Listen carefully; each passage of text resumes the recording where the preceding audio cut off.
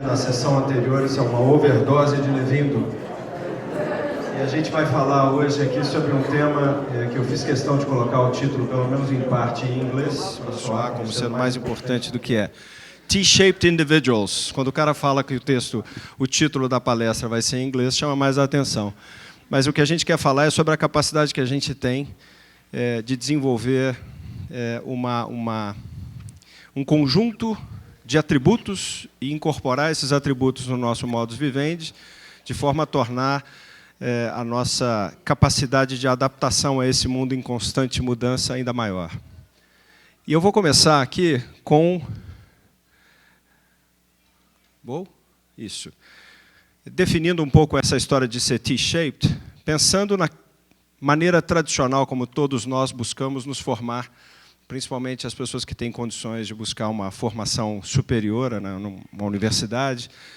É bastante razoável que no começo da vida, quando a gente acha o caminho e fala, olha, isso é o que eu quero fazer, que a gente busque essa especialização.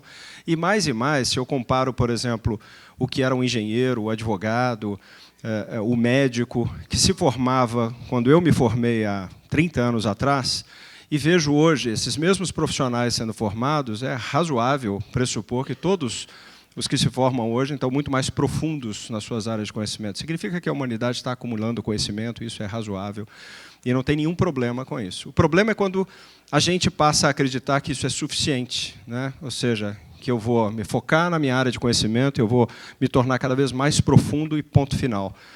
Eu estou basicamente desinteressado por outros temas, por outras disciplinas, por desenvolver outras formas de conhecimento. Porque a gente pensa que a alternativa é basicamente ser um generalista, aquele cara que a gente costuma conhecer nas festas e que basicamente ele conversa sobre tudo, sem dizer nada, né? Ele consegue navegar em todos os temas sem se aprofundar em absolutamente nada. É só entrar nas redes sociais, o Facebook é um ótimo lugar para a gente ver esse monte de pessoas que entendem sobre tudo e não dizem nada, e normalmente de uma forma, inclusive, equivocada, porque eles não têm a capacidade de colocação dessas ideias e, ao sentir que não têm, né, pontos de vista defensáveis, ou que sejam pelo menos profundos o suficiente para, num processo dialético sincero, gerar resultados que sejam sínteses, né, que sejam positivas e construtivas, o que se passa a ter é uma atitude, muitas vezes, de se sentir vergonha. E o sujeito que é o T-shape, ele basicamente, ele vai tentar mudar essa constatação de que ou você segue um caminho ou outro. Ele tenta incorporar o que há de melhor nas duas, sem abrir mão dessa capacidade que ele tem de definir a sua área de especialização, o seu tema de foco profissional, e buscar ser cada vez mais profundo nesse tema de conhecimento. Ele entende a importância de ter também outros interesses. E ele eleva essa barra do generalista e coloca como se fosse um chapéuzinho ali dentro. E é esse indivíduo e é esse chapéu que vai permitir que, sem prejuízo para a competência específica dele, ele consiga desenvolver uma série de outros interesses, uma série de outros conhecimentos que vão servir um pouquinho como, né, o braço ou os braços aqui da letra T, para que ele se conecte. E isso é particularmente importante num mundo em constante mutação, onde nós estamos falando em temas como economia colaborativa, onde nós estamos falando aqui na capacidade que as pessoas precisam ter de se adaptar a mudanças como sendo a regra e não a exceção. Eu vou contar para vocês 3 histórias para a gente, de alguma maneira, entender um pouco melhor o que significa isso, colocar um pouco mais na prática. Essas histórias vão nos dar pontos de informação. E, no final, a minha ideia é poder, junto com vocês, colocar essa informação toda num liquidificador, bater e ver, pelo menos, o que eu extraio de informação desses 3 casos. Esse cara que vocês estão vendo aqui, ele se chama Joshua Bell. A pessoa que me ajudou a fazer essa apresentação tomou a liberdade de chamá-lo de Josh, mas eu não o conheço tão bem assim.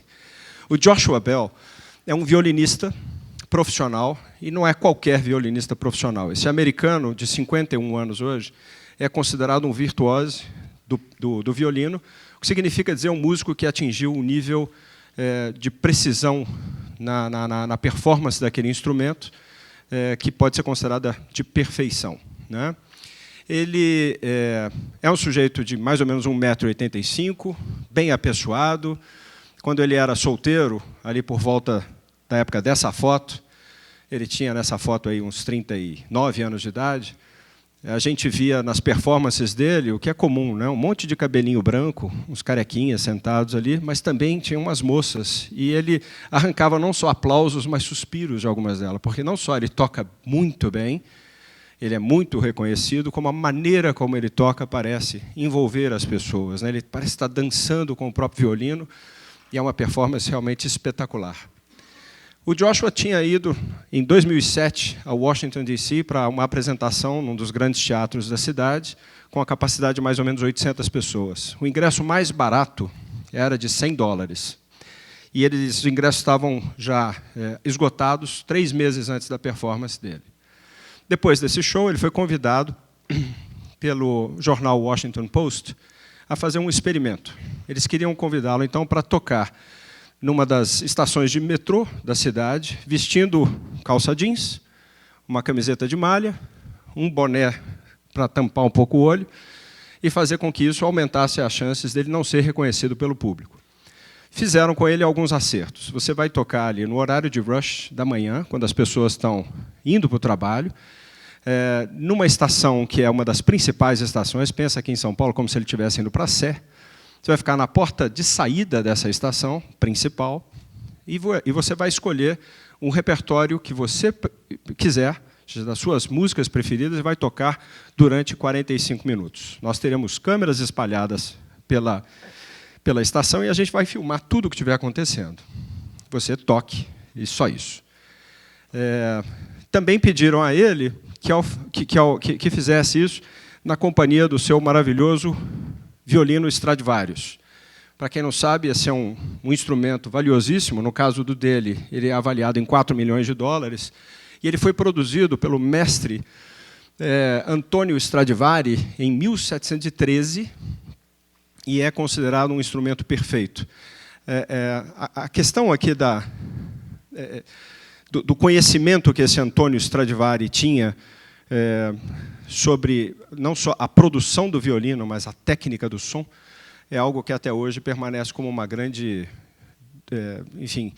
uma grande pergunta a ser respondida pela ciência. O sujeito conseguia, de fato, produzir instrumentos que fossem perfeitos.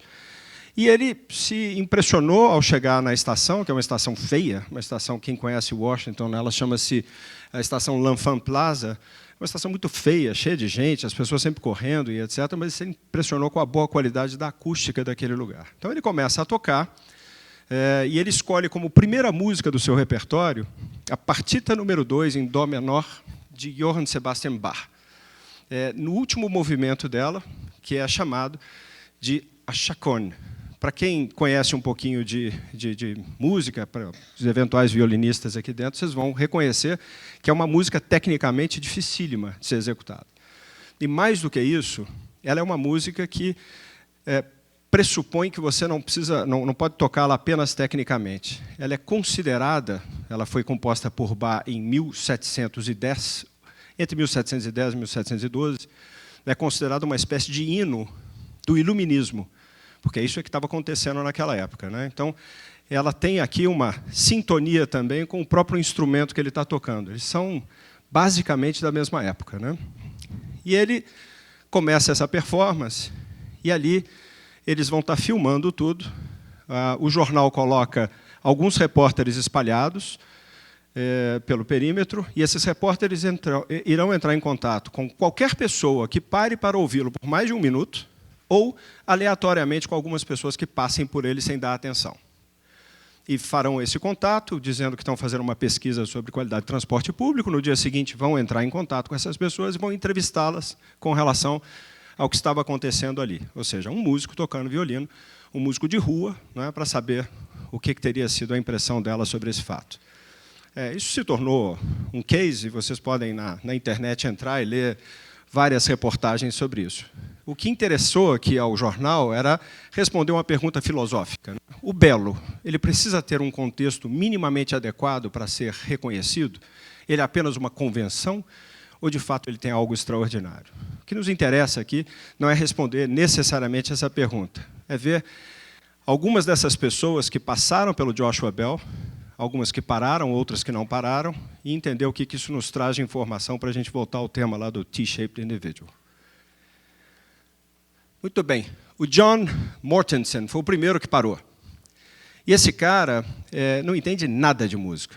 Ele reconhece que ele sequer sabia quem estava tocando, o que estava tocando. Ele simplesmente parou porque aquela música parecia especial e fez muito bem a ele. Ele para durante 3 minutos, que era exatamente o tempo que ele sabia que ele estava adiantado naquele dia. Quando ele desce das escadas rolantes que o levaram da plataforma até a porta de saída, e ele escuta aquela música, ele, sem saber porquê, olha no celular e vê, eu estou 3 minutos adiantados, eu tenho 3 minutos para ficar aqui simplesmente ouvir essa música. Ele não entende, de novo, nada de música. Ele simplesmente ouviu alguma coisa que fez bem e ele resolveu que ele ia usar o tempo que ele tinha disponível para continuar ali naquele lugar. Essa é a Sharon Parker, que estava com o filho dela de 3 anos. A gente vê nas imagens das câmeras, né, que à medida em que ela vai subindo na escada rolante, é uma escada rolante muito grande, demora mais ou menos 1 minuto a subida se você ficar no degrau inicial, que você entra, que tem acesso à escada rolante e só descer ao final. A gente vê mais ou menos pela metade dessa caminhada que a criança que está com ela ali no colo fica meio que procurando a origem daquele som. É uma criança de 3 anos de idade. Mas ocorre que a Sharon estava atrasada, ela tinha que deixar a criança na creche para ir para o trabalho. Lembre-se que Washington, D.C. é basicamente uma cidade de servidores públicos, então as pessoas têm horários padronizados e têm pouca flexibilidade para chegar atrasada, né? Quando ela sai da escada rolante, ela põe a criança no chão e começa a andar, e a gente vê várias vezes o movimento dele de tentar se desvencilhar da mãe e apontando para o músico, dizendo, eu quero ir para lá. Mas ela é mais forte do que ele, leva e sai. O que ficou para mim foi a lembrança de alguém que já disse uma vez que a gente, na verdade, nasce músico, estimulado pelo batido do coração das nossas mães durante os 9 meses em que a gente convive com ela no ventre materno. E que é a vida quem vai fazendo com que a gente vá perdendo a nossa musicalidade. Tem esse Calvin Mint, que é um cara que trabalha aqui atrás. Onde é que eu tenho isso? Isso. Esse aqui é o escritório dessa agência de metrô. E o Calvin Mint é um rapaz que trabalha ali dentro, fazendo alguns serviços gerais, e ele é filmado durante os 45 minutos de apresentação do Joshua 4 vezes, passando para lá e para cá, para lá e para cá. Em momento algum, ele sequer virou o rosto na direção do Joshua. No dia seguinte, ele foi entrevistado, e a pergunta dele para o repórter, tinha um músico? Tinha. Ele próprio reconheceu que os fones de ouvido que ele tinha enfiados ali no próprio ouvido não haviam permitido que ele sequer notasse a presença daquele músico. E o detalhe é que isso me faz pensar que a gente evoluiu, ou talvez não, para termos hoje, na nossa escolha musical, a programação daquilo que a gente vai ouvir. Ou seja, a gente já sabe o que vai ouvir, a gente vai ouvir apenas o que a gente programou. E muitas vezes o que pode estar acontecendo é isso. A gente elimina a capacidade de ouvir coisas diferentes e que possam ter um valor especial para a gente, como teve, por exemplo, John Davis, para o Mortensen. E o último cara que eu quero falar é o Piccarello, também John, que é o nosso... Se o primeiro John é o nosso herói, esse é pelo menos o prêmio, a medalha de prata de herói cultural. Ele é, de fato, um sujeito que vai chegar já no final da apresentação, em que faltavam 9 minutos para o término da apresentação do Joshua, que por ali já tinha também deixado a sua caixa aberta, com algumas moedinhas e notas, né, para deixar claro que ele era um músico de rua, tentando ali ganhar alguns trocados. E o John sai da escada rolante, procura uma parede próxima, vai até essa parede, se inclina, encosta na parede e vai ficar durante 9 minutos sem mexer um músculo. Ele fica ali simplesmente ouvindo. No dia seguinte ele disse, eu sou um violinista semi-profissional. Eu fui preparado para ser um profissional, optei em algum momento por fazer engenharia agrícola e trabalho no Ministério da Agricultura. Mas eu soube reconhecer que aquele músico que estava performando naquele dia era um músico muito talentoso. Eu sabia também que ele tocava um instrumento muito qualificado. E o repertório dele era um repertório emocionante. Eu só soube que eu precisava ficar ali até o tempo em que ele continuasse tocando. Quando ele terminou de tocar, eu me aproximei e, humildemente, deixei $5 na sua caixinha para fazer com que ali eu pudesse agradecê-lo pelos 9 minutos que ele tinha me dado de experiência. E essa é a Stacy Furukawa. Stacy não entende muito de música, mas 2 dias antes ela tinha estado na apresentação do Joshua no Teatro Lotado. Ela reconhece Joshua e fala, olha, eu não quero saber o que está acontecendo, isso pode ser uma pegadinha, não tenho o menor interesse em conhecer, mas eu paguei $300 outro dia para assistir esse cara a 50 metros de distância. Vou ficar a 3 metros dele enquanto ele estiver por aqui. Então, foi essa a atitude da Stacy. Segunda história, que eu vou chamar aqui de saber quando desafiar o senso comum. Ela começa com uma pergunta para vocês. Eu vou descer aqui para ficar mais fácil. Eu queria saber o seguinte, quem aceitaria estudar numa faculdade sabendo que ela oferece um único curso superior, sem graduação específica? Na verdade, quando você se formar lá, o seu diploma vai dizer bacharel interdisciplinar.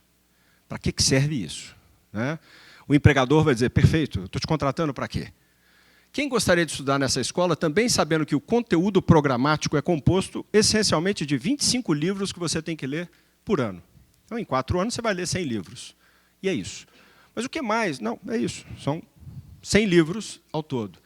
E são os mesmos livros há décadas. Como assim? Não mudou? Não. Mas décadas, espera aí, Mogliani e Miller já haviam escrito a teoria econômica da... Não, são livros antigos. Muito bem. E que esses livros seriam lidos nas suas versões originais. Se tivessem sido escritos em grego, o clássico, seriam lidos em grego. Em alemão, em francês, em inglês e assim por diante. Que essa faculdade não te oferece nenhuma matéria optativa. Você vai fazer o mesmo currículo que eu vou fazer se eu estiver estudando ali, daquele único curso. Estrito senso, que não há professores na sala de aula. Ensino à distância, picaretagem, já vi tudo. E que ela custa a bagatela de R$135 mil por ano, ou seja, por R$550 mil em 4 anos, você vai receber o seu belíssimo diploma como bacharel interdisciplinar, tendo lido 100 livros. Quem faria uma faculdade dessas? Eu confesso para você que, com a pegadinha do palestrante, eu não faria essa faculdade. Mas e se eu te dissesse que essa faculdade existe desde 1697? De novo, a gente encontra essa porcaria do iluminismo, não é? Essa fase que começa a me fazer pensar que nós estamos aqui buscando, como cidadãos desse novo milênio, uma nova oportunidade de um iluminismo revival aqui, né? A volta do iluminismo. Ou seja, eles estão lá há 300 anos, não quebraram. Alguma coisa de certo eles estão fazendo. Além disso, que essa mesma escola é ranqueada número 1 nos Estados Unidos, quando a gente olha o quesito percentual de alunos ali graduados que conseguiram obter um mestrado ou um doutorado em algum momento da sua vida. Isso em ciências humanas. Ah, perfeito. Essas que a gente está eliminando do nosso currículo, né? Porque não temos que pagar nada dessas coisas de ciências humanas. Mas terceiro lugar em todos os Estados Unidos, entre todas as escolas, se nós considerarmos as ciências biológicas. E quinto, nas ciências exatas. Ou seja, quem estuda ali provavelmente gosta de estudar, porque o cara vai ter um mestrado, eventualmente um doutorado na sua vida. Se você soubesse que desde 2012, todos os formandos daquela escola que decidiram seguir a carreira de advogado, lembrando que nos Estados Unidos o curso de Direito não é um curso de graduação, ele exige depois da graduação mais 3 anos de formação como advogado, todos, desde 2012, que aplicaram, ou seja, se candidataram a uma vaga em uma escola de Direito nos Estados Unidos, foram admitidos. E que entre os seus ex-alunos, a gente está falando aqui de diversos indivíduos, dos mais respeitados profissionais nas suas diversas áreas de conhecimento. Alguns deles ganhadores de prêmio Nobel. Ela é provavelmente a escola que tem percentualmente o maior número de Rhodes Scholars, que são aqueles que recebem bolsa para estudar em Oxford, uma distinção normalmente dada aos melhores alunos por ano em todos os Estados Unidos. Um exemplo que eu me lembro é o Bill Clinton. E uma infinidade de líderes empresariais e formadores de opinião nas suas comunidades. Bom, se você soubesse disso tudo, talvez você se interessasse em conhecer, então, a St. John's College. What in the world are you going to do with an education where you haven't learned something in particular?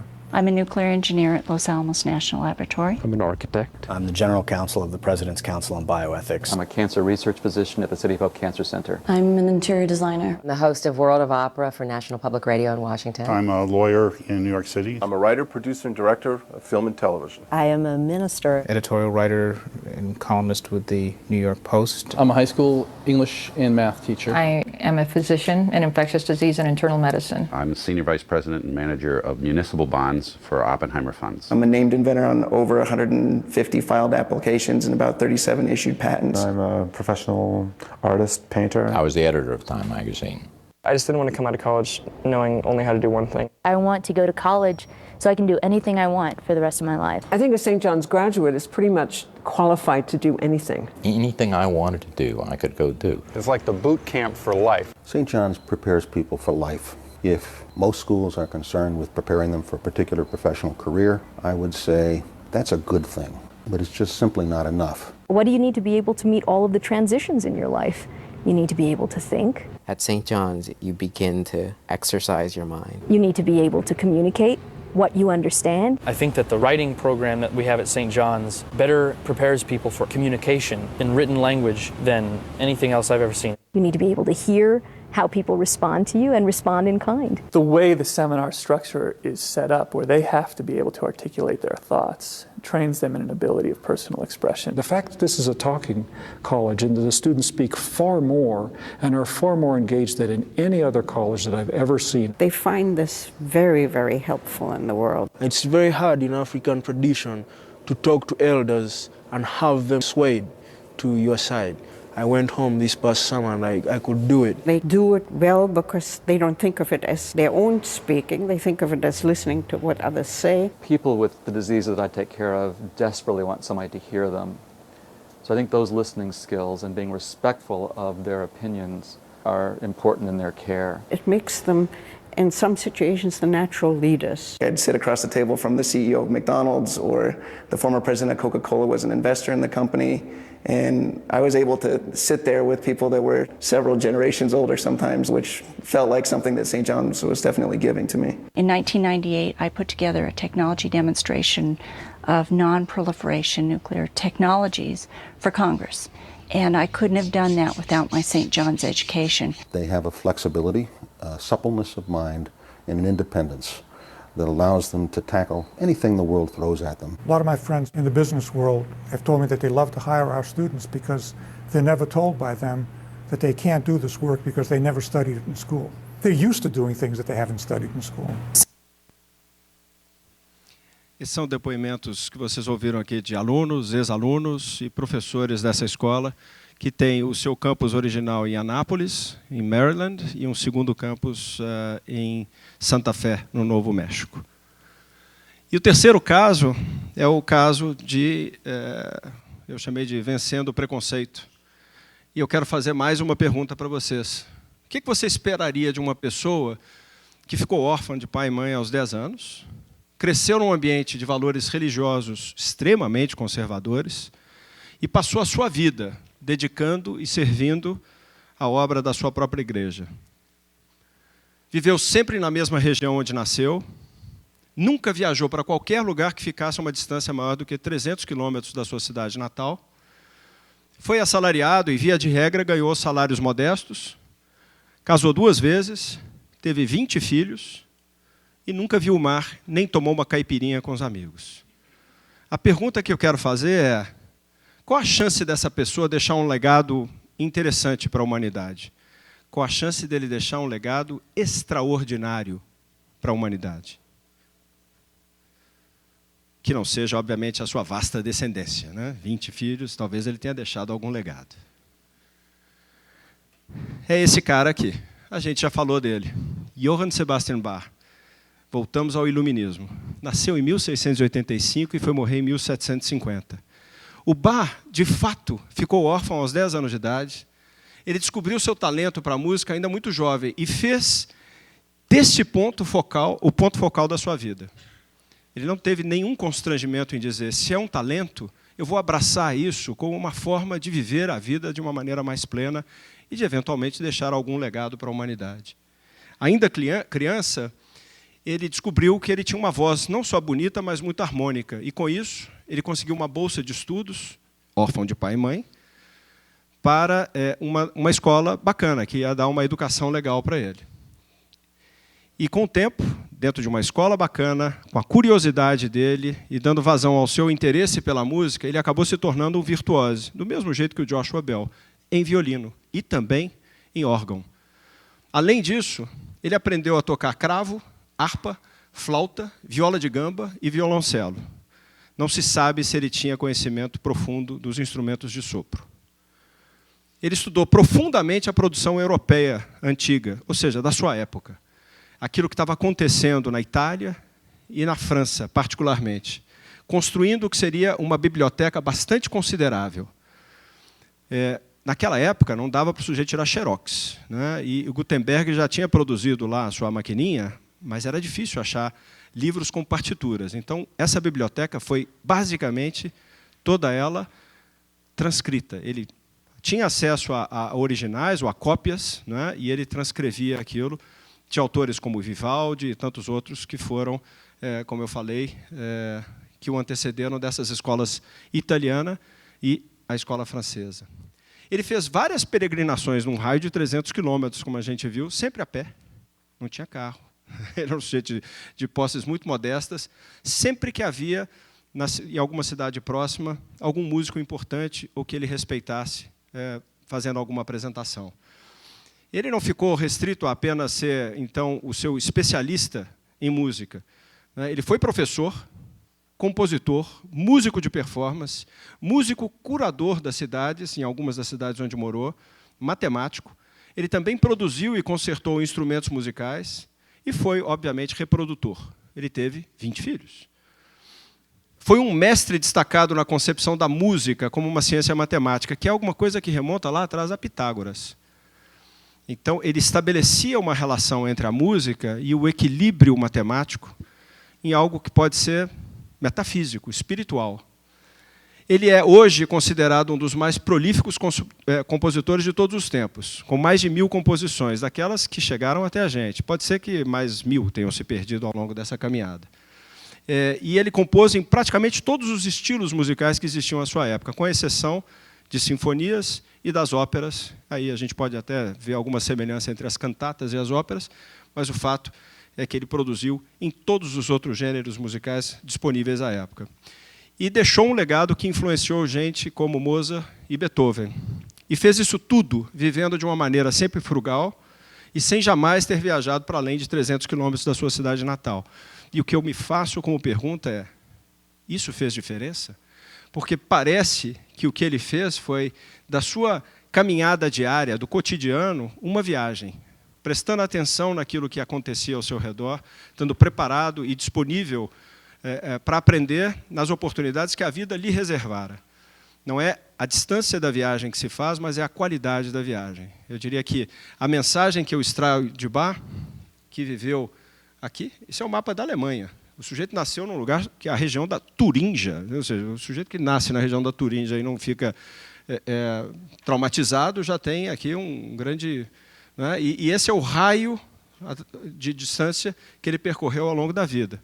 Então, não é a distância propriamente dita, mas a qualidade da viagem. É preciso se lembrar que uma viagem deve ser feita sempre 3 vezes, né? Uma vez no seu planejamento, ou seja, a gente tem que estar predisposto, a gente tem que fazer o esforço de criar o próprio contexto dessa viagem, entender para onde a gente vai, as possibilidades daquilo que a gente está se propondo a fazer. A viagem propriamente dita, com a humildade de entender que a gente deveria trazer conosco do caminho percorrido um pouco dele, e também com a generosidade de deixar um pouco da gente pelo caminho onde a gente passa. E a terceira vez é recordando a viagem, né? Que seja no final do dia, refletindo sobre aquilo que a gente fez, buscando um aprendizado sobre as coisas por menor que elas sejam, por mais cotidianas que elas possam parecer. E aí vem o final, que é essa reflexão que eu queria fazer, e o grande medo que eu tenho é de fazer parecer isso daqui como sendo um roteiro de livro de autoajuda. Isso aqui é para mim. Né? Se vocês acharem que tem alguma utilidade, no todo ou em parte, ótimo. Se não, desprezem. Mas o que eu tiro dessas histórias, e que me leva a pensar no indivíduo T-shape, como eu falei, é o seguinte: a primeira coisa é que a gente tem que dar mesmo uma chance para a sorte. A probabilidade da gente encontrar o Joshua Bell tocando violino na nossa estação de metrô na segunda-feira é muito pequena. Ou que o Messi venha jogar incógnito futebol na nossa pelada de final de semana, também. Mas a verdade é que a gente tem que ir para a estação de metrô para que algo possa acontecer, e a gente tem que jogar futebol no final de semana com os amigos para que também isso possa acontecer. Ou seja, viver é o primeiro passo para que a gente possa, né, ter a oportunidade de experimentar coisas que vão valer a pena. E essa vida ela é feita de coisas simples, do cotidiano. Tirar o headphone, olhar menos para o celular, olhar mais pela janela, caminhar mais e menos dentro de carros, né? Pegar uma bicicleta e fazer um passeio que normalmente você faria debaixo da terra no metrô, ou dentro de um ônibus, ou dentro de um carro, são boas ideias para a gente começar a exercer. Principalmente, descubra quais são os seus interesses, né? Quaisquer que sejam eles, e faça isso com coragem. Principalmente, faça coisas dissociadas do seu dia a dia profissional. Achar interesses que sejam, de fato, de áreas distintas. Leia sobre temas distintos, ouça música, aprenda a tocar instrumentos, vá a shows de rock, ou balé, ou a ópera, aprenda idiomas, estude sobre cinema, fotografia ou arte, viaje para lugares diferentes, pratique esportes, explore o mundo dos vinhos ou da culinária, aprenda a produzir cerveja caseira, seja ridículo, colecione selos. Desafie o senso comum. Aqui, digo, não importa se você consegue ver uma aplicação prática para colecionar selos, ou para qualquer dessas coisas em cima, ou qualquer outra. O importa é que elas te interessem. Né? Importa simplesmente isso, que lhe interessem. Nunca se esqueçam, as pessoas interessadas tendem a ser pessoas interessantes. E busque desenvolver uma formação humanística e multidisciplinar. Isso é importante, eu vou ler para vocês.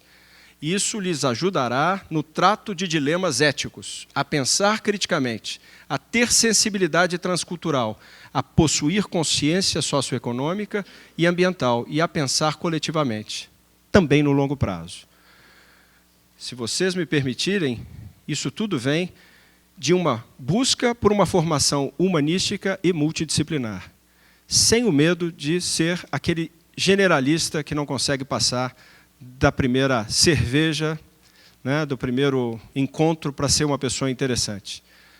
Sem abrir mão da sua vocação para ser, de fato, um especialista numa área escolhida, ou em áreas escolhidas por você. Esse conhecimento multidisciplinar ele se tornou muito mais fundamental hoje em dia nesse mundo de constante transformação, como eu já disse.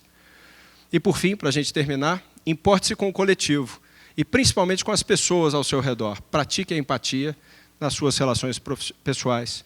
Isso fará, com certeza, a diferença na vida de vocês e na vida de todos aqueles que estiverem próximos. É isso aí que eu tinha para dividir com vocês. Super obrigado, um ótimo final aqui de Summit para todos.